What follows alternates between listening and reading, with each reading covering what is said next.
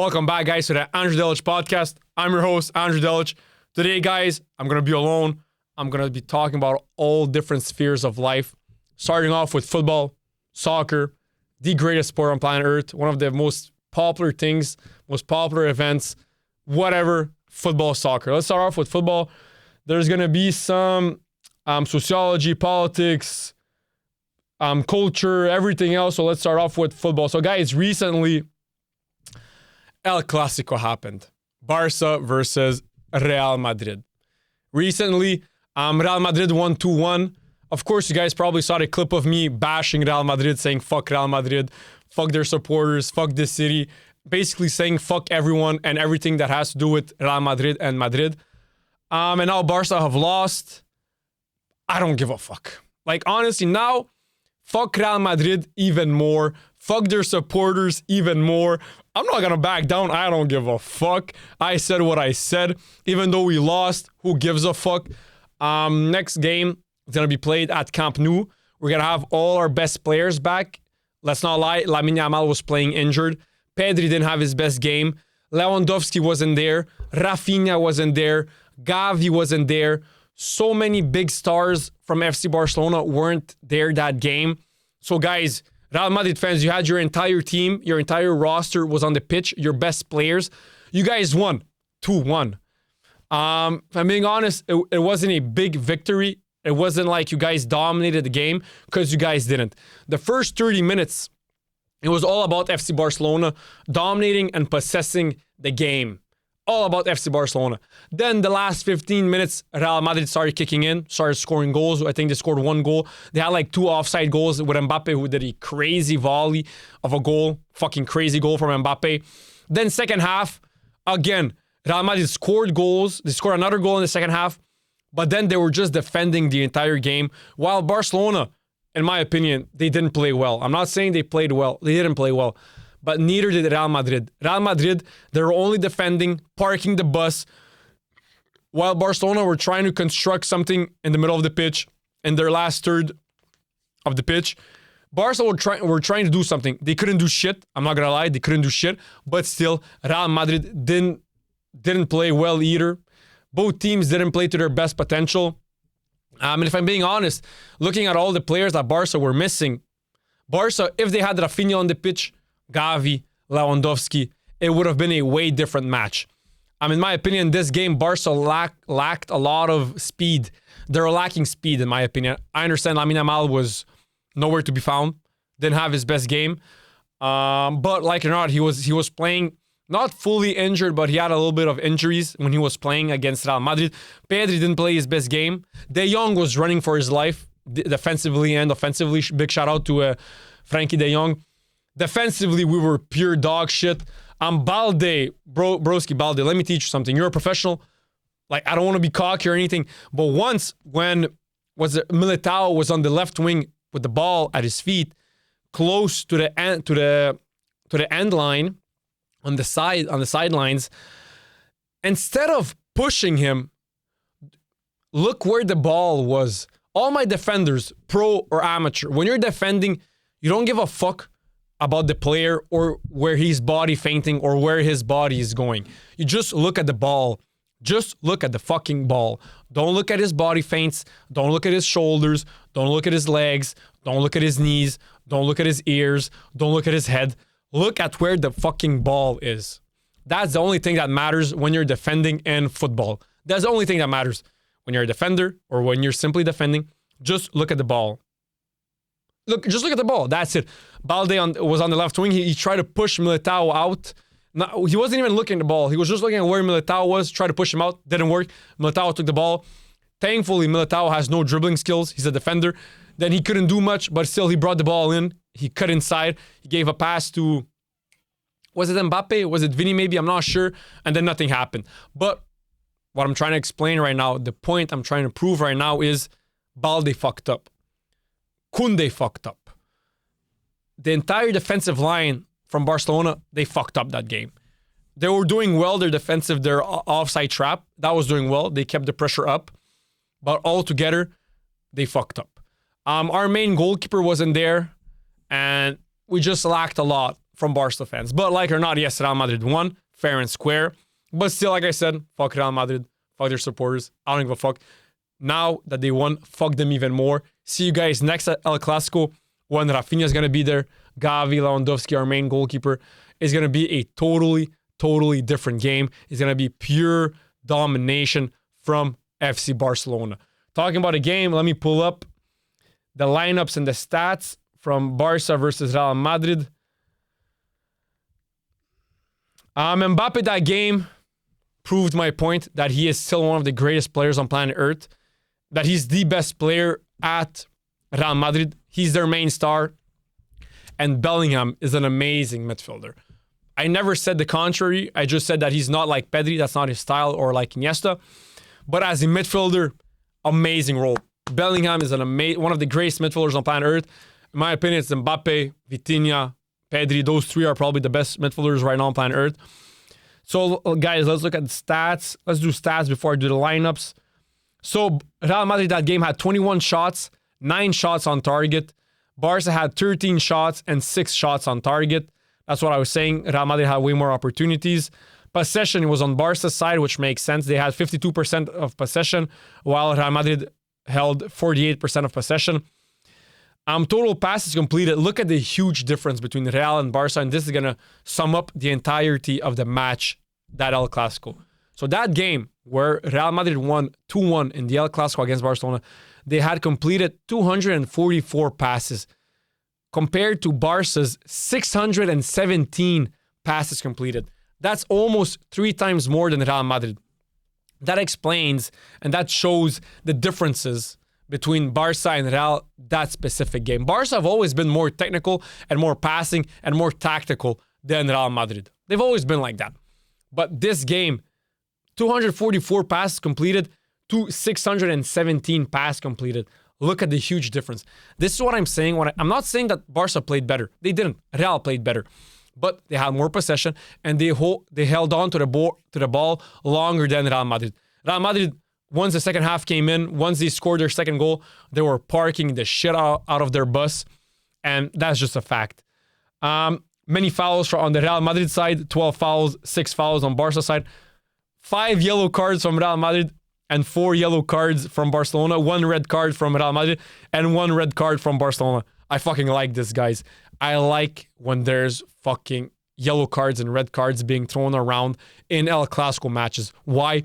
Because El Clásico is all about fucking emotions, fiery emotions, and being angry on the pitch. That's what we missed, and that's what Gavi brings on the pitch. Gavi brings the dog inside of the Barca team. He gets that dog going inside of him, and he's a fucking dog on the pitch, Gavi. That's what we missed. We missed a Gavi. Barca were having low energy. They weren't fast, and they were lacking that dog inside of them from every single player.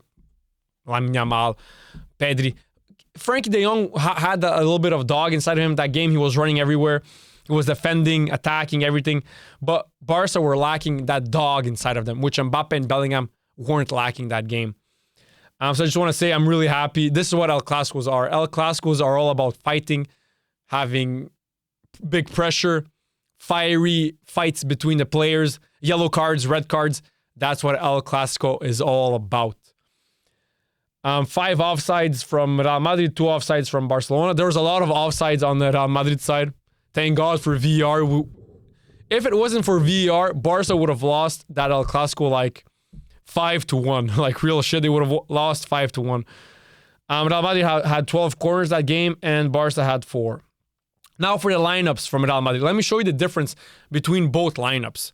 Real Madrid, Thibaut Courtois in goal. Their main goalkeeper, if one of the best, if not the greatest goalkeeper on planet Earth right now. At right back, Federico Valverde. Of course, he plays more as a midfielder, but he can play right back easily, just like Trent Arnold, with his long passes, with his running, with his work rate. He's amazing. Militao, Huijsen, and Carreras. So already right there, they have their main goalkeeper and their full 4 best defensive players. Then they have Arda Güler up front, which shout out to Arda Güler. Recently, he's been playing lights out. He's been playing amazingly, an amazing player. And shout out to Arda Güler. In central midfield, they had Tchouaméni with Camavinga. Two amazing midfielders. Really, really good. Now, who did they have in bench if they had those two players in the middle of the field? They had Ceballos, Trent Alexander-Arnold, Menzi. So yeah, they played Tchouaméni and Camavinga, who are two midfielders who are really good box to box and defensively. I feel like Camavinga and Tchouaméni are like both defensive midfielders who are really, really good box to box. They defend, they can run a lot, they can shoot, they can pass the ball. Not the most technical players, although they are technical and they are good with the ball at the feet. But they're not the most technical. They're not like Pedri or Bellingham or whoever. But still, Tchouaméni, Camavinga, they're two main central defensive midfielders. Really, really good. Vinicius Jr. in left wing, their main player, one of their main players with Bellingham and Mbappe. So they had their main left winger. So if I look at the middle of the pitch with Güler, Tchouaméni, Camavinga, and Vinicius Jr., they had their two main midfielders and two main wingers. And up front, they had Jude Bellingham, who was more like a, of course, offensive midfielder, second striker. And then up front, they had Kylian Mbappe also. So if I look at the entirety of their starting 11 for this El Clásico, Real Madrid had their best players on the pitch. For every single position, they had their best player. Now let's look at Barca. Up goalkeeper, Szczesny. That's not our best goalkeeper. We all know he isn't. Then at right back, we had Koundé, Kubarsi, Garcia, Balde.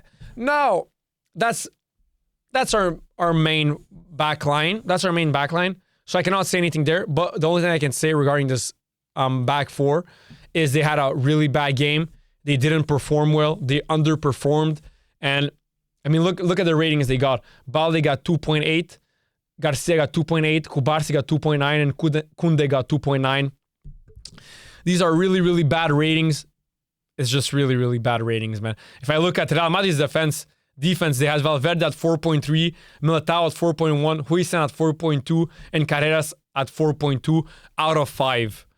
Their midfielders in Real Madrid, Güler got 4.3, Tchouaméni 4.1, Camavinga 4.1, Vinicius Jr. 4.3, Bellingham and Mbappe, like I said in the beginning, they were the best players that game, both at 4.5. Now, if I look at the middle of the pitch for Barcelona, we had Lopez, Frenkie de Jong, and Pedri. Pedri got a red card. Stupid foul. Stupid decision from Pedri, but hey, it happened. He finished the game at 3.2 stars. Frenkie de Jong 3.1 and Lopez at 3.5. Lopez had a good game, scored a goal, but still, we were missing Gavi. And like I said, Pedri and de Jong, they are our main midfielders, so hey, I cannot blame them. But the game they had was one of the worst games they ever had, considering that it's Pedri and it's de Jong. Up front, left wing, we had Marcus Rashford, which that position is for fucking Rafinha, one of the best players on planet Earth. And then in striker, they had Ferran Torres. And then right wing, of course, Lamine Yamal. Let me get back to Ferran Torres. Ferran Torres, as a striker, is pure dog shit. He's not a striker. I know he's not a striker, but when we put him as a striker, he doesn't have the capabilities and the capacities and the skill sets and the determination and the dog inside of him to be a number 9. He doesn't have that inside of him. He doesn't. He's a really, really good playmaker, more like a center forward offensive midfielder, but he's not a number 9. Maybe even on the wings, it's better for Ferran Torres than as a number 9. As a number 9, he's not a number 9. When his back is to the goal, he doesn't know how to get the ball and one touch and get front to the goal with a one touch while he's back at the goal. So when someone passes in the ball, which is a really, really big and important criteria for a number 9 to have to possess, is when your back is against the wall, is against the goal. When a midfielder or a winger or an offensive midfielder gives you the ball, you gotta be quick with one touch, 2 at the max, 2 at the most, to be quick, to turn around and to be facing the goal. Ferran Torres has 0 of that ability. When it comes to that ability, he's nada. He's shit. He has 0.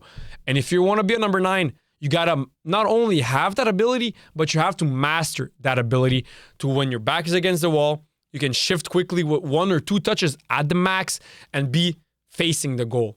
That's a really, really important capability, which Ronaldo Phenomenal mastered. Suarez, Van Persie, Zlatan, all these top strikers, they all mastered it because it's a really, really fucking important aspect to master. And Lamine Yamal, who ended the game with the worst rating for the Barca team and just for the worst rating out of all the 22 players, 2.3 out of 5. Lamine Yamal remains one of the greatest, if not the greatest player on planet Earth. He had a bad game. he was injured, but I'm just going to say it how it is. He had a really bad game. He underperformed. He underachieved. He didn't produce what he needed to produce. I understand people hating on him because he talks a lot of trash. He doesn't really talk that much trash, in my opinion. He just says like I watched the interview where people say like, oh my God, he talked so much trash against Real Madrid. He actually didn't. The guy simply asked him, are you going to score a goal against Real Madrid? He simply replied with, what do you think? I already scored against them. What do you think? Now, that can be seen as cocky, but if I compare his cockiness to Conor McGregor's cockiness, he's like 1% compared to Conor McGregor. Conor McGregor is cocky. That's cocky. What Lamine Yamal said, maybe, of course, compared to Messi, maybe that's seen as cocky. But if I compare Lamine Yamal to actual cocky athletes or actual cocky people like Donald Trump, like Conor McGregor, like Muhammad Ali, like Cristiano Ronaldo, like many other athletes or personalities, that's nothing. That's zero cocky. That's like, I'm more cocky than that, and I'm a fucking nobody. And I'm more cocky than he is. So I don't know why people hate on him. I feel like people mostly hate on him because of jealousy and envy. They hate the fact that there's an 18-year-old destroying their favorite teams. They hate the fact that there's an 18-year-old who's one of the greatest, if not the greatest players currently on planet Earth. Of course, after Lionel Andres Messi, who is still, to this day, at 38 years old, the best player on planet fucking Earth. Like, he's on another level. But let's not get into that debate because I can talk about that for hours and hours. But Lamine Yamal, I understand why people hate him. It's out of envy. It's out of jealousy. But Lamine Yamal is him. I hate to break it to you guys, but if I need to break it down to you, it's because you don't know shit about football, or you're so blinded, or you're just lying to yourself. It's one of those three things. It's either you don't know shit about football, you're blinded by hatred and envy, or you just don't want to say it out loud, but deep down you know that it's a fact. Lamine Yamal is him. He had a really, really bad performance against Real Madrid. I'm not saying the opposite, but he remains him. And also, if I talk about his cockiness levels, it's really, really low. He's not cocky. He's like minimum cocky. For someone like Broski, if I was 18 years old, making millions of dollars, playing football, being one of the greatest players on planet Earth, he's like 5% of how much cocky I would be. Like 5%. And don't say, oh no, I wouldn't be like that. All of you guys listening to me right now, you guys would all be worse than him and even worse than me. Because I'm a good guy. I like to be humble. I don't want to be too cocky. But if you guys had what Lamine Yamal had, making millions of dollars, playing football, which is the most popular sport on planet Earth, millions of followers on Instagram, one of the greatest players on planet Earth, at 18 years old, all of us, and I'm putting myself in that boat, we would all be 10 times more cocky than what Lamine Yamal is currently.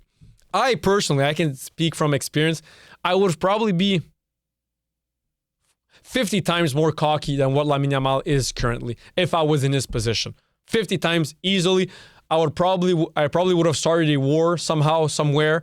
I don't know how, I don't know where, but somehow I would have started a war. I would have probably tried to become king of Spain or some shit like that. I would have probably went berserk. I probably would have just went crazy. Like I would have lost my mind. That's why maybe God didn't put me in his position, but I would have just lost my fucking mind. And that's the reality for most of you guys. Now, in the bench for Real Madrid, there was Dani Carvajal. Dani Carvajal was talking a lot of shit also. Lamine Yamal and Pedri and all these Spanish players from Barca, they all unfollowed him on Instagram. I don't know how much of big that is. Like, I understand I'm young. I understand that unfollowing someone on Instagram can be seen as something like, oh, that's big, because we all know Instagram is like the biggest platform amongst people right now. Currently, is the biggest like platform. So maybe that's something big, but at the end of the day, like, who gives a fuck? It's just a follow or unfollow. Like, who gives a fuck? And bench, they also had Rodrigo, Garcia, Ceballos, Brahim Diaz, Endrick, TAA, Lunin, Asensio, Garcia, Mendy, and Mastantuono. Big shout out to Mastantuono. He's an amazing player. He's going to get better and better. Argentinian. He's like 18 or 19. Really, really talented. Brahim Diaz. Brahim Diaz is extremely fucking talented. Left-footed, small, good with the ball, good at shifting, good at passing, good at dribbling, close control, technicality, whatever, you name it. Brahim Diaz is an amazing player. If they can capitalize on his talent and on his potential, Real Madrid could be 3 times more dangerous than what they are right now. Brahim Diaz is to Real Madrid what Ousmane Dembele was to Barcelona back in those days. That's a fact. If Real Madrid somehow can capitalize on his talent and his potential, they would have 3 times better results. They would win way more games and they would win way more matches if they can find a way. I don't know what's lacking. It's definitely not talent or potential. It's maybe something mentally. Maybe he needs a psychologist, a sports psychologist. I don't know. But they need to find a way to capitalize on Brahim Diaz's potential and talent. If they find a way to do it, he's going to be the best player on the pitch, one of the best players in the world, and he's going to do a lot of fucking damage against other teams in the Champions League, in La Liga, wherever. He's going to be fucking outrageous. How old is Brahim Diaz? I think he's a bit older. He's not that young anymore. Brahim Diaz, let me pull it up here on my phone.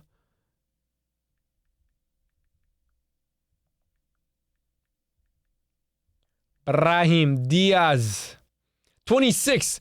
So you see, guys, he's 1999. He's 26 years old. If there's a time where you have to capitalize on his talent and his potential, it's right now. Because at 26, you're entering your prime, which is basically roughly from 26 years old to 34, 35. So those 10 years are your full peak and your potential and your prime. So if they're going to capitalize on his potential and on his talent, Real Madrid, they have to do it right now because he's 26. He's not 16. He's not 18. He's not 19. He's 26. Lamine Yamal is 18 and he's already capitalizing it and using his potential and his talent to the max. So Brahim Diaz, 26, of course, in normal life, it's really, really young. But in football years, it's not that young. It's young, but it's not that young because you retire at like 37, 38. So if he wants to be in his prime, if he wants to accomplish, he has Ballon d'Or potential inside of him, Brahim Diaz. He has to wake the fuck up and do it right now because time goes by quickly, especially in football, the football world. Time goes by really fucking quick, and he has to wake up right fucking now, man, Brahim Diaz. But an amazing player. Let's not get it twisted. He's an amazing fucking player, Brahim Diaz. Mastantuono, already talked about him, really good player. Araujo from FC Barcelona. Araujo. I don't know if that's a player that I hate the most currently at Barcelona. I don't know, bro. He busts my fucking balls, bro, Araujo. Defensively, he's not the best. When he came in for Barcelona, he was doing a good job defensively. Good job-ish. Offensively, get the fuck out of there, bro. Don't ever go up front ever again in your life, Araujo. I love you, Araujo. You're a Barca player. You make millions playing football. Like, who am I to tell you what to do? But from what I saw, when you played left winger and you tried to cut in or you tried to do whatever, it didn't work. It didn't work. Don't try to do it again because there's like zero possibilities of something happening when I saw you trying to cut inside or like try to dribble up front. Nothing happened there. But Araujo in the bench, Casado was in the bench, Martin, Bargi, Bernal, Torrens, Dro Fernandez again, Kochen, Aller, and Expart. So guys, we're missing Gavi, who is a fucking dog for our team. We're missing Rafinha, who's another dog for our team. We're just missing a lot of fucking players. So like I said, next game, Camp Nou. When's the next game? Barca, Real Madrid. When is the next game? Barca, Real Madrid. Give me that. Next game. Wait. 2 seconds. Just give me next game. Barca, Real Madrid. Full time was more matches. May 10th. Oh, the 10th of May. What the fuck, bro? That's like at the end of the season. That's like the last game. I guess 10th of May.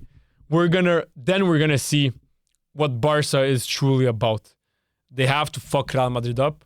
And they will. I'm not stressed. We lost 2-1. I don't give a fuck. Nothing to be stressed about. You saw the game. You saw who was missing from Barcelona. You saw who wasn't missing from Real Madrid. Literally no one. They had their best players. I'm not stressed. Hey, I'm too blessed to be stressed. Barca fans, we're too blessed to be stressed. The future is bright. We're going to win so many games, so many trophies, and it's just going to get better and better. So guys, that was it for my recap from Barcelona, Real Madrid. I said everything I had to say. So guys, let me just touch on something. When I was watching this game, Barca Real Madrid, this El Clásico, really, really good. It was better than in 2020, 2021, 2022, 2023, 2024. It was better than those days. But what we had before with Messi, Ronaldo, in their prime, their era, those El Clásico matches, Jesus Christ, man, that was beautiful to watch, man. Wow. We will never, ever, ever, ever have that era of football ever again. It's never going to happen. We had Maradona, but there was no Ronaldo. We had Pele, but there was no Messi. We had Cruyff, but there was no Messi. There was no whoever. There was only those players. But to have Messi and Cristiano Ronaldo at their prime in the same era, in the same league, one in Barca, one in Real Madrid, pure enemies, pure nemesis, play against each other year after year for a decade. That was a gift from God. If you weren't watching football in those days because you were too young or you simply didn't exist, you missed, like broski, you literally missed everything when it comes to football. Like literally everything. I was blessed to be born in 2000 when Messi was becoming the greatest player, 2009, 9 years old, I was watching football. Ronaldo, 2007, 2008, I was watching football. I'm blessed. And all the other players, all the other people who were born in a time where they could watch both of them in their prime, we are blessed, beyond blessed. And to say that we'll never, ever have that era again, I don't care. I'm not afraid to say it because I know it's never going to happen again. Lamine Yamal, Mbappe, yeah, it's a good era, but it's not even close to the Messi, Ronaldo era. It's never going to happen again. The 2010s will always be the greatest decade of football. Forever and ever and ever until we die, until humans don't exist anymore. It's always going to be the greatest era in the world. Forever and ever. Nothing's going to ever top that era in football. Like I said, when I was watching that game, El Clásico, good game, good players. I had fun. It was a good game. I mean, good players, like I said. But then I thought about Barca and Real Madrid when Ronaldo and Messi were there. Jesus fucking Christ.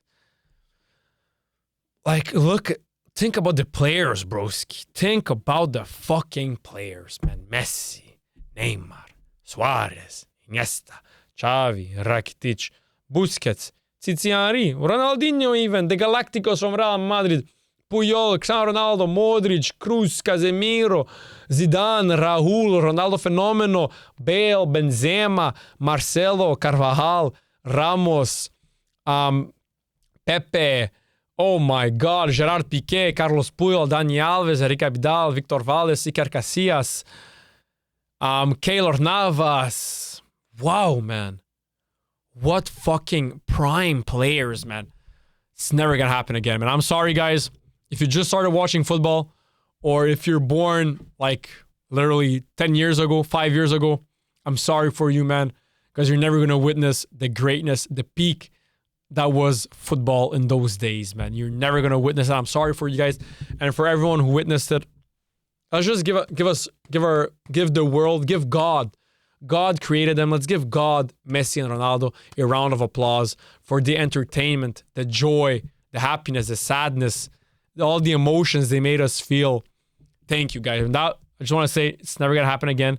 Thank you, guys. I'm so happy I lived through it. And hey, I hope in the future, I hope we have amazing fucking teams with amazing games. But it's that era. I'm not afraid to say it. It's never going to happen. It's never going to happen. And recently, when I was watching the game, I was having a debate with my brother and my father. We were watching the game together.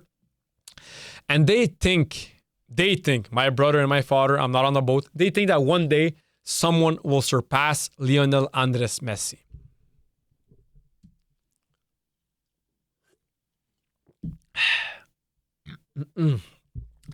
Let me tell you guys right now, it's no one's ever gonna surpass Lionel Andres Messi.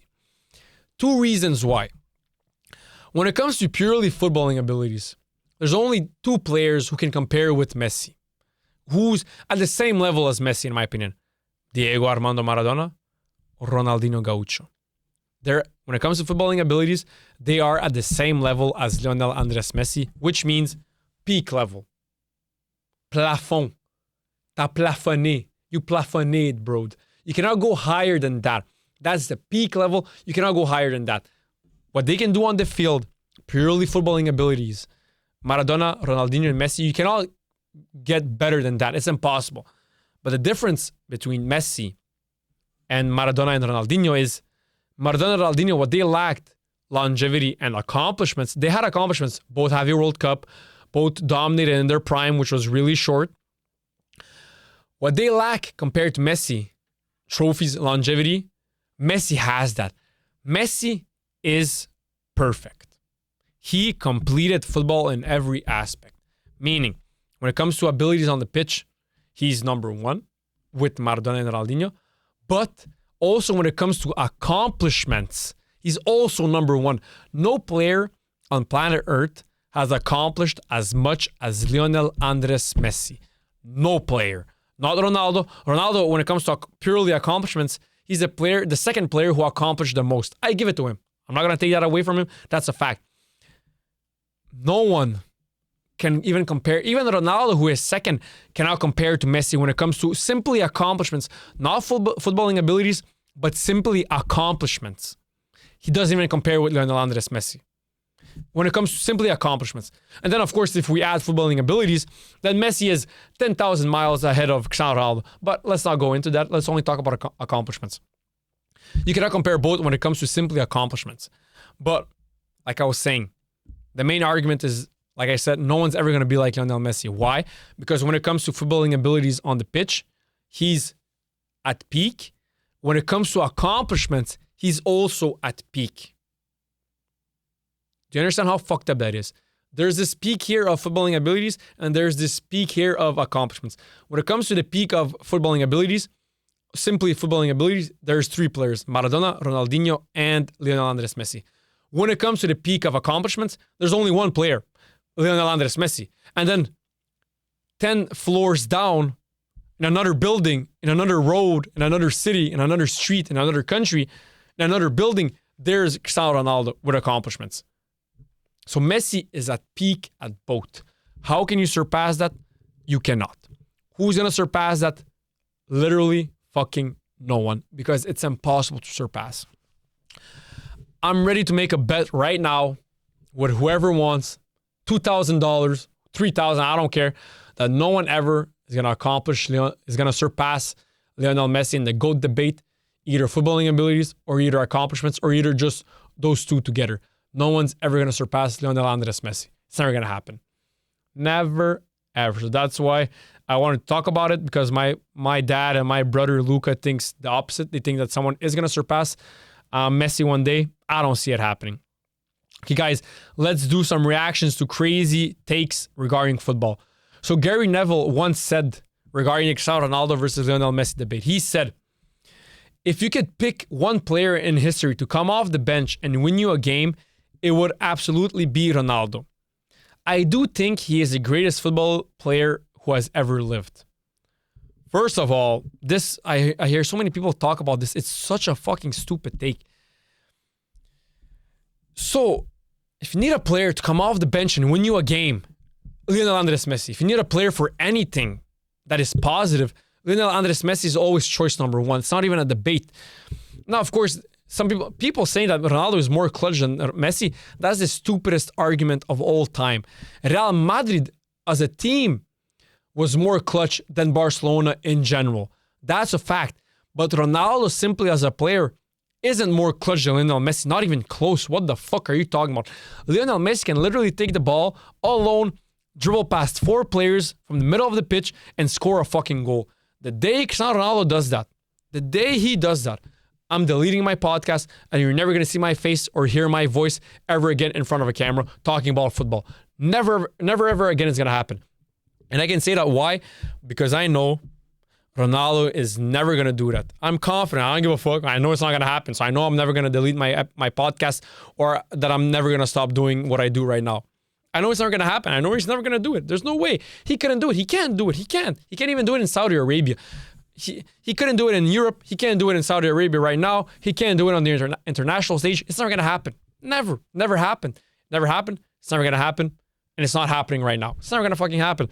So to say that if you got to pick one player in history to come off the bench and win you a game, it would absolutely be Ronaldo. Gary Neville, that's a really fucking crazy take. I understand you played with Cristiano Ronaldo at Man U. I understand you built a friendship with him. You have this close relationship with him. I understand that. But let's be unbiased right now. You cannot even compare those two players when it comes to clutch, when it comes to abilities, when it comes to whatever. You cannot compare those two players. It's incomparable. It's not comparable. Two different planets. Not even two different countries, two different fucking planets. And then he went on to say, I do think he is the greatest football player who has ever lived. I already talked about that a lot. But my main argument right now, and what I'm trying to say right now and prove right now, is that when it comes to who's more clutch between Cristiano Ronaldo de Portugal and Lionel Andres Messi from Argentina, it's Lionel Andres Messi, guys. Like I said, many people confuse between Real Madrid being more clutch than Barcelona, and then they say that, since Real Madrid is more clutch than Barcelona, that means Ronaldo is more clutch than Messi. No. The team of 11 players, 7 players on the bench, that team is more clutch than Barcelona throughout history. Not every single year, not every single season, but throughout history, Real Madrid was more clutch than Barcelona. I agree, that's a fact. But to say that Ronaldo is more clutch than Messi, that's ludicrous. It makes no fucking sense, man. Okay, next crazy take is again from Gary Neville. Shout out Gary Neville, I love you, a legend of the game. He said, Messi is a ridiculous player who scored an obscene amount of goals, but Ronaldo is more complete. And I wish I would have brought like a whiteboard.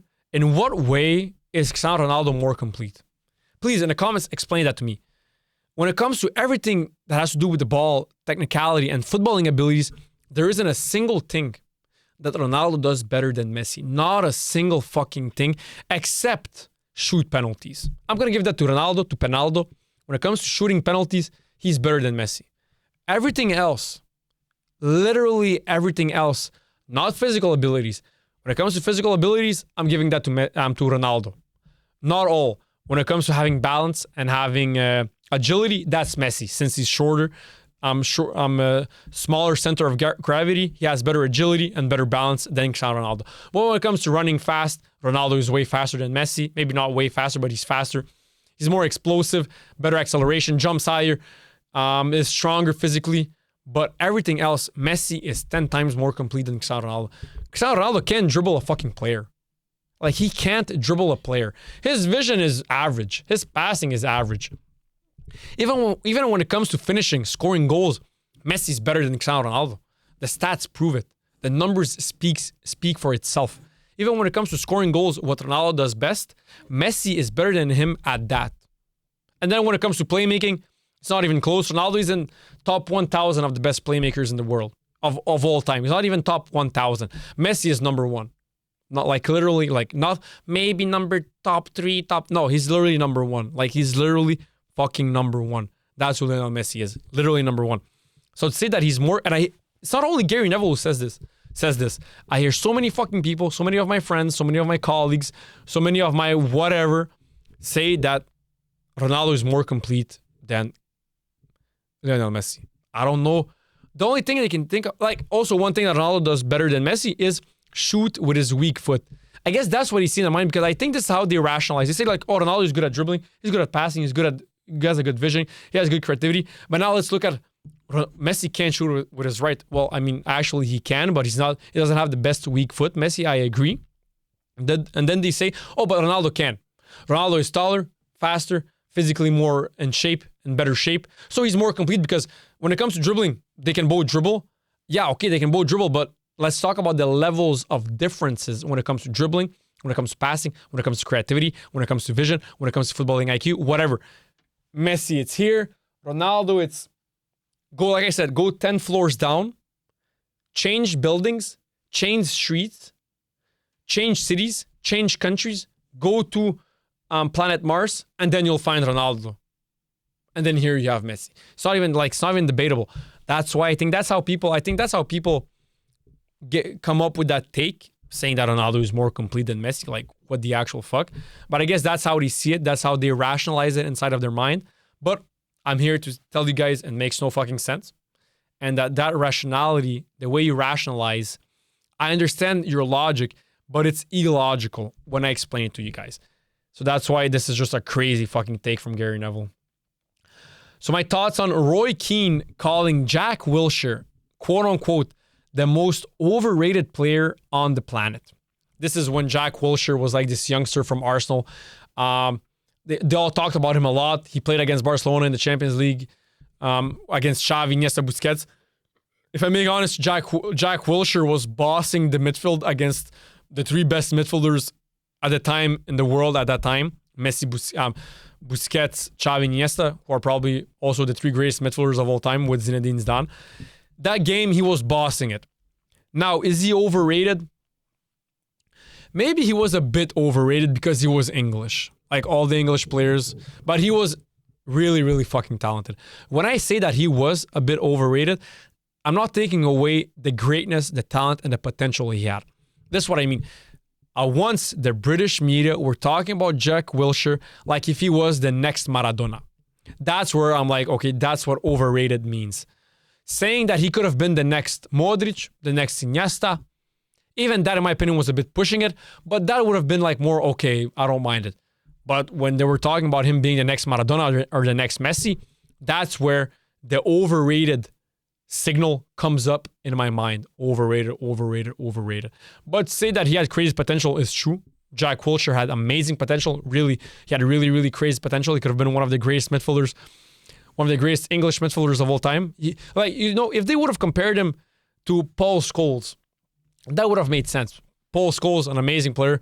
He's like Xavi, like Iniesta, one of the greatest midfielders to ever play the game.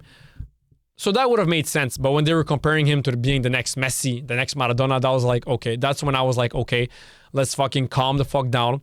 British media, let's pull the plug on them for like a couple of months just so they calm down and they think about what they said. But I was just crazy, man. So Roy Keane recently said that regarding players' mentality, he said, I'm quoting him, just because you are paid £120,000 a week and play well for 20 minutes, it doesn't make you a superstar. Like imagine you're a player and you're getting paid $120,000 a week, you play well. Like, of course you're gonna have like that ego inside of you telling you like, yo, I'm the shit. Makes sense. But at the end of the day, you have to compare yourself with your peers. You gotta be a player who makes $120,000 a week, one of the greatest players on planet Earth, and then compare yourself with Division 3 players in fucking Austria. Like, you could do it. Like, yes, of course, you're way better than them. Like, you're 1,000 times better than them. But you have to compare yourself with people, with your peers. So people in your league, or even with people who are better than you, because there are people who make more than $120,000 a week playing football. So you have to compare yourself with your peers for it to make sense. Just like everything in life, always compare yourself with your peers. Even though at the end, I always feel like you should always only compare yourself, with who you were yesterday, and try to be a better person. But if you want to compare yourself with others, it makes more sense to compare yourself with your peers than anyone else. Okay, so Gary Neville, again, he said that when Ronaldo came, he was quite scrawny and erratic. I actually lost faith with him because he wasn't delivering.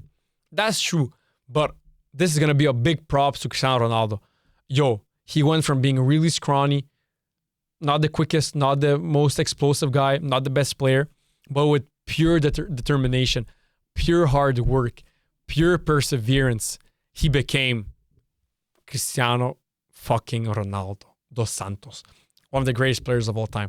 With the level of talents he had, no player should ever be in the top 10 discussion, in the top 5 discussion with those level of talents. But with pure dog determination, pure killer instincts, pure killer determination, he became one of the greatest players of all time. This is a big shout out to him. I said it so many times. He's a fucking dog, Cristiano Ronaldo, man. When it comes to developing yourself to your full potential, reaching your full potential, accomplishing your dreams, hitting your goals, Ronaldo is the man on planet Earth. Like, yeah, of course, there's other people who can compare him with Ronaldo or even more, but he's like top 10 human beings. Like, bro, it's crazy to say, but he's like top 10 human beings. Like, when it comes to accomplishments, and when it comes to surpassing yourself, accomplishing your dreams, becoming the best version of yourself, he's top 10 human beings when it comes to those aspects. He's top 10 when it comes to accomplishing your dreams and whatever. He's top 10, man. That's just crazy. Thoughts on the debate between Neville and Jamie Carragher. As you guys know, Jamie Carragher, I fucking love him because when it comes to football analytics, football analysts, he's one of the greatest on planet Earth currently. And when it comes to journalism, like he's with Thierry Henry, Micah Richards, and the hot woman, I forgot her name. What's her name? Kate Abdo? Kate Abdo? Is that her name? Whatever. But Thierry Henry was a way better player than Jamie Carragher. But when it comes to journalism, when it comes to being a football analyst, when it comes to being a media personality, Jamie Carragher is better than Thierry Henry. Thierry Henry, of course, was a way better player and a way bigger legend than Jamie Carragher. But when it comes to media personality, Jamie Carragher is top level. And as you guys know, I love him. Why? Because he acknowledges and he praises Messi to the same extent that I do, the GOAT. And he also says that there's no comparisons between Ronaldo and Messi, just like I've been saying since the fucking beginning. So the debate between Neville and Jamie Carragher has always been the same. Carragher responded to Neville's Ronaldo favoring take by saying, Ronaldo is not the greatest. Messi does things you've never seen before. Jamie Carragher, thank you again. I send you all my love. One day we're going to do a podcast together. We're going to talk simply about Messi, just how great he is. We're going to do it for 3-4 hours because that's how fucking great Lionel Messi is. But let me get back to this. Like you guys know, Neville has always been saying that Ronaldo is better than Messi. He's more complete. He's above Messi, which is crazy. Jamie Carragher put him back in his place. He said, Ronaldo is not the greatest, number one. And like Jamie Carragher said many times, he said that it's never been a debate between Messi and Ronaldo. Like I agree, it's never been a debate. I don't know where the debate came from. The only reason that there's a debate between Messi and Ronaldo is because it so happened that they played in the same era, and one played in Barca and the other guy played in Real Madrid. If Ronaldo would have played in a different era than Messi, they would have never compared Messi to Ronaldo. It would have never happened. It just so happened with luck that Ronaldo came in the same era as Messi, and like or not, Messi was by far the king, so they wanted someone to compete with Messi, just like they want someone to compete with Lamine Yamal or Mbappe. So they create this rivalry. But just because Ronaldo was in the same era as Messi and a different team and the arch nemesis team from Barca doesn't mean that we should compare those two players. It doesn't mean. It's just luck so happened. But when it comes to abilities, when it comes to whatever, it's not comparable. And Jamie Carragher knows this. And like he said, Messi does things you've never seen before. Facts. He does things on the pitch that you cannot even believe that it's humanely possible to do on a football pitch with cleats and a football ball. It seems impossible. Messi did it. That's how crazy it is. Okay, so thoughts on the notion that some players are judged more on their looks / media image than their output, which implied in Kane's commentary about nice-looking lads versus performance. Of course, we're all humans, so we're always going to care about a person's image, how a person looks, how a person acts, how he treats other people. We're always going to care about that. That's a human aspect. Marcus Rashford, one of the reasons I've been saying since ever, one of the reasons he has so much overhyped with British media is because, of course, he was a really, really good player. He still is really, really talented, but he has a really, really good personality. He helped a lot with not homeless people, but with people and kids who are in need of food and whatever. I know he helped a lot, and he did a lot of good, humane acts, which augmented his image and which made him more popular, and then in consequence also made him look like a bigger player than what he actually can deliver on a football pitch. I agree, but hey, I'm Roy Keane. I understand it, but that's just human nature. That's in all aspect of every single aspect in life, sports, business, politics, religion, whatever. There's always that aspect, which is just normal. It's just humane. Okay, so recently in an interview with NBC's Tom Llamas, Lionel Messi was asked about his GOATs. Tom Llamas said, "You are a GOAT. Who are some other GOATs from other sports that you look up to and study?" Then Messi went on to say, "In football, for us Argentinians, Maradona was always the one, our greatest legend ever, the greatest player for what he represented to all of us. Although I was young, Diego transcended everything. He was something bigger than any boundaries." That's true. Like I said it so many times, when it comes to which player had the biggest aura of all time, it's Diego Armando Maradona. Because his personality, his love of life, the way he acted, he had a big personality. Messi is shy, introverted. He doesn't have a big personality. And Cristiano Ronaldo is like a robot. He's not charismatic. He's just like a robot. He goes, works out, trains, and he goes back home. He's like a robot. And Messi is very shy and introverted. But Maradona was like he would have been a crazy media personality. He would have had a crazy podcast. He would have been a crazy social media influencer or whatever, because he has that charisma. He has that personality inside of him, Diego Maradona. That's why people loved him so much. And Latinos being very warm-blooded, being very fiery, and being very emotional people in general, that's why they loved Maradona so much, because he represented them better than what Messi represents Argentinians or just Latino people in general. So, of course, Maradona also being one of the greatest players of all time, like, let's not take that away from him. He then also went on to say that if we talk about any other sport, I think it was similar with Michael Jordan. Of course, Michael Jordan, one of the GOATs of all sports, and his mentality, it's like Cristiano Ronaldo, man. He's the fucking killer instinct. He works out more than anyone, and he's just a fucking dog. He went on to say, I also greatly admire tennis players like Rafa Nadal. I think the three, Nadal, Federer, and Djokovic, made the competition much greater than it was. That's true. I mean, just like in football, Messi and Ronaldo is the greatest competition we're ever going to have, the greatest rivalry of all time. Just like in tennis, it's Rafael Nadal, Roger Federer, and Novak Djokovic. It's so crazy to think that those three players were in the same era. Federer being a couple of years older than Nadal and Djokovic, but still, same era. It's never going to happen again in tennis. That was just crazy. Then he went on to say, I don't know. I'm sure I forgot to mention many athletes, but to highlight a few, I think I choose these. And basketball, for example, LeBron James and Stephen Curry are players I've admired a lot. And I think they've contributed so much to the sport. They each play in their own field. That's true. They went on to say, so yeah, I mean, there's many other players. Sports, like all these big sports, they're all connected. Many players, like I know Neymar has a tattoo of Michael Jordan on his thigh, because even though he's not a basketball player, we can all respect and admire Michael Jordan for who he was and for what he did, just like all the other professional players are doing. Messi recently said via NBC, he said, I'm quoting him, I would like to be there. He's talking about the 2026 FIFA World Cup, to feel well and to be an important part of helping my national team if I am there, and I'm going to assess that on a day-to-day basis. When I start preseason next year with Inter, Miami, and see if I can really be 100%. I'm really eager because it's a World Cup. I think the reason Messi's talking like I'm not stressed anymore. I'm 95% sure that Messi's going to be playing in the 2026 World Cup. If he isn't, I'm going to be in a ball somewhere in my room crying my eyes out. If he's not playing in the 2026 World Cup, I'm going to slit a couple of my fucking veins here. I'm fucking joking. That's a fucking joke. I'm never going to do that.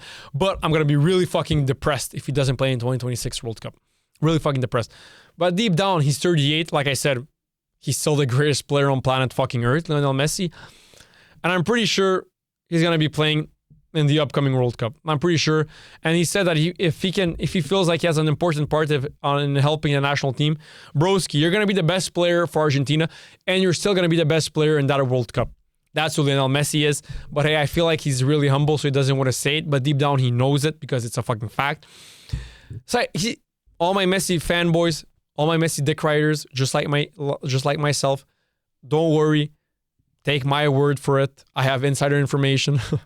I have insider information with Lionel. He's my close friend. And he told me he's going to be playing. He's going to be playing. Don't worry. He's going to be playing. Okay, so next topic regarding football again. Karim Benzema recently said regarding who is the best player on planet Earth. He said, and I'm quoting him, the one with the most trophies in football history is the greatest player of all time. So Lionel Messi. Of course, like I said, he's the player with the most trophies. But if I take his quote and I dissect this quote and I analyze this quote, I disagree. Accomplishments and trophies play a big part, yes. But it's not the only thing that matters when it comes to the GOAT debate, in my opinion. It's not the only thing that matters. Because Ronaldo accomplished more than Maradona and Ronaldinho. He's not higher on the GOAT list, in my opinion, than those two players. Of course, trophies live on forever. Trophies and accomplishments matter a lot, but so does football ability on the pitch. In my opinion, football ability transcends and is of more importance and value than trophies and accomplishments when it comes to the GOAT debate and the GOAT list, in my opinion, although it does play a big part. But hey, he said Messi is the GOAT. I respect the shit out of that, considering that he played with Real Madrid with Ronaldo, but he can still admit that Lionel Andres Messi is the GOAT. Guys, when we think about MSN, 2014-2015, the beauty of that trio that season when they won the Champions League, Barcelona. MSN, look at the numbers that season. Messi, Suarez, Neymar in the 2014-2015 season. So for Messi, 57 games played, 58 goals, 31 assists. For Suarez, 43 games played, 25 goals, 24 assists. For Neymar Jr., 51 games played, 39 goals, and 11 assists. What the fuck are these numbers? They're fucking out of this world. They're ludicrous.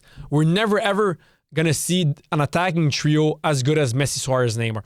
It's the greatest attacking trio of all time, and it's never ever gonna happen again. I don't give a fuck. It's too beautiful to be true. You had to be there. You had to see it to believe it. It's never gonna happen again, bro. Look at these fucking numbers. 57 games, bro. I already said it. It's so fucking crazy. Messi, Suarez, Neymar, all three of them in their prime, playing together. All three of them in their perfect position, complementing each other. No ego, helping one another, wanting the best for one another. No ego. That was just perfect, and it's never, ever going to happen again.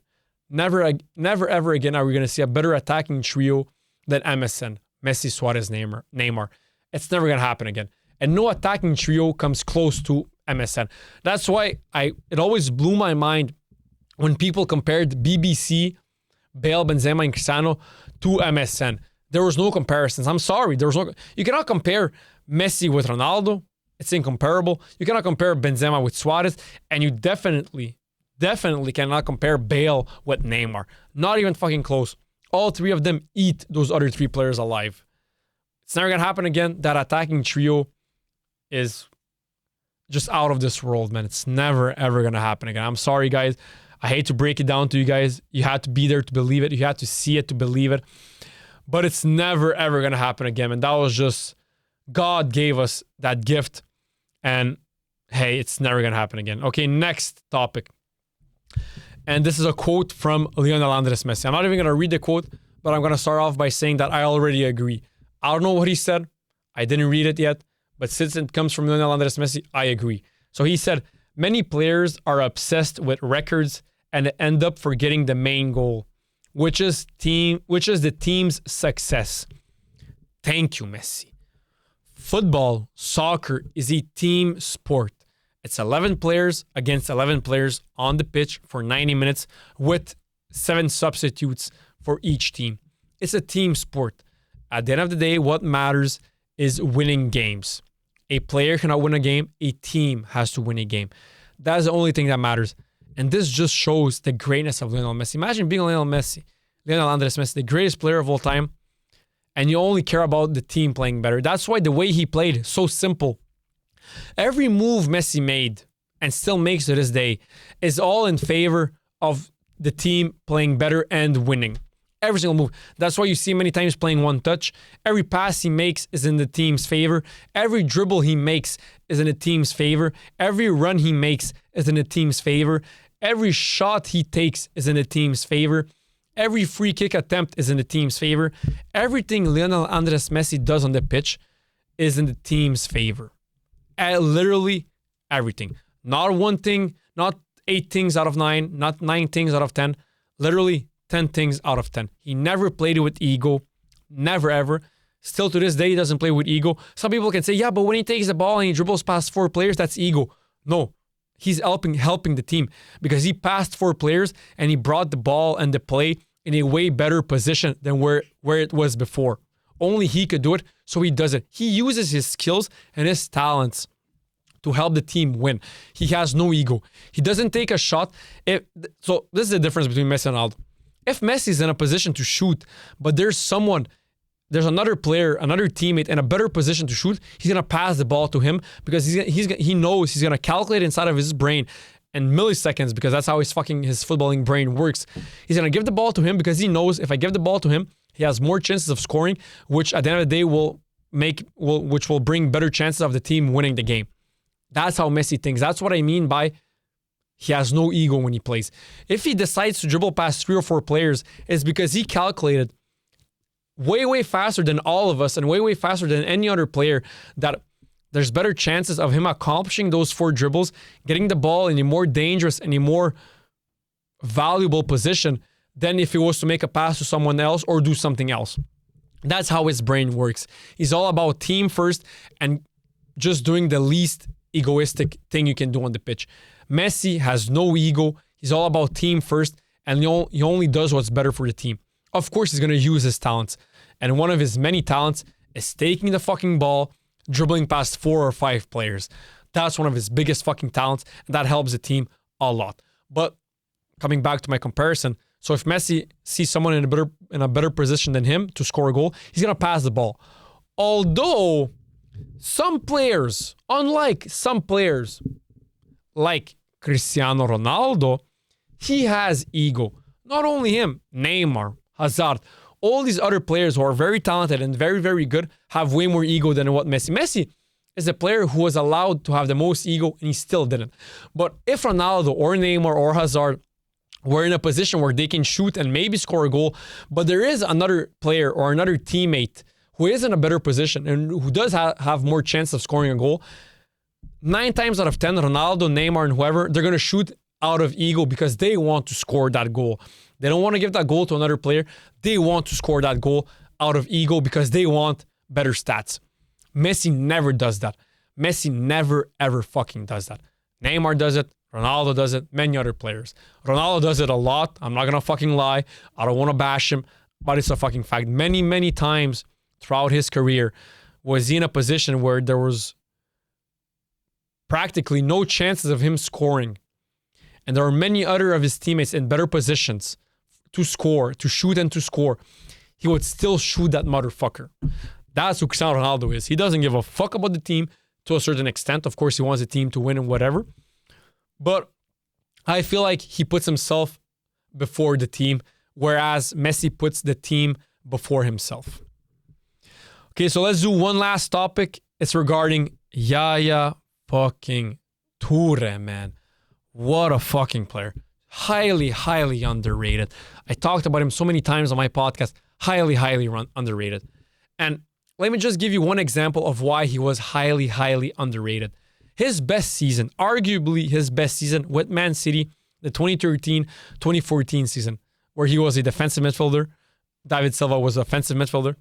Where I don't even want to get into stats at first. Simply footballing abilities, defending, passing, vision, shooting, dribbling, bringing the ball up front, everything technical, tactical, footballing IQ, brains. He was top notch. That season, he was, if not one of the greatest midfielders of all time, not of all time, one of the greatest midfielders on planet Earth. That season, he was top 3. There was like Xavi, Iniesta. Xavi was a bit older, maybe Iniesta, Modric, and then Yaya Toure. That's how fucking good he was. He was top 5 for sure that season. And then, now I was talking about footballing abilities. So, as a defensive midfielder, you don't talk about goals or assists, right? You're a defensive midfielder. Like Busquets, I think the most goals Busquets ever scored in a season was like 5 goals. But we don't give a fuck because he's a defensive midfielder. That's not his job. That's not his role. A defensive midfielder can be the greatest defensive midfielder on planet Earth and not score a single goal, and no one would care. But, so like I was saying, when it comes to purely abilities, without stats, he was the greatest defensive midfielder that season. But now, if I even bring up stats, in the Premier League only, not with the Champions League, only in the Premier League, he played 35 games out of a possible 38 games. So he missed 3 games only. As a defensive midfielder, keep this in mind, as a central midfielder to defensive midfielder, he scored 20 goals, 9 assists, and 10 of those 20 goals were from set pieces. An amazing free kick taker, an amazing fucking free kick taker. He scored 20 goals as a defensive midfielder in the EPL. For a striker, number 9, which his main job and his only job is to score fucking goals. For a striker to score 20 goals in a Premier League season is really fucking good. It's not really fucking good. It's really good. He's a top-notch striker. He's not top level. A top-level EPL striker has to score more than 30 goals per season. That's what he has to do. Just like Haaland does, like Suarez did, and many other players. But for a defensive midfielder to score 20 goals is crazier than a striker scoring 35 and more goals in a season. That's crazy because he's a defensive midfielder. So Yaya Toure, I want to end this on this note. What Yaya Toure did that season, this is going to be considered one of the greatest seasons, individual seasons to ever have, like top 50. Highly, highly underrated. The second greatest defensive midfielder, in my opinion, of all time. And one of the greatest midfielders to ever play the game. I'm going to end this here. I'm pretty sure. Yeah, I'm going to end this here. That was it, guys, for this episode. I was supposed to do many other things, but hey, it ended up being a football episode. See you guys next episode. Peace out.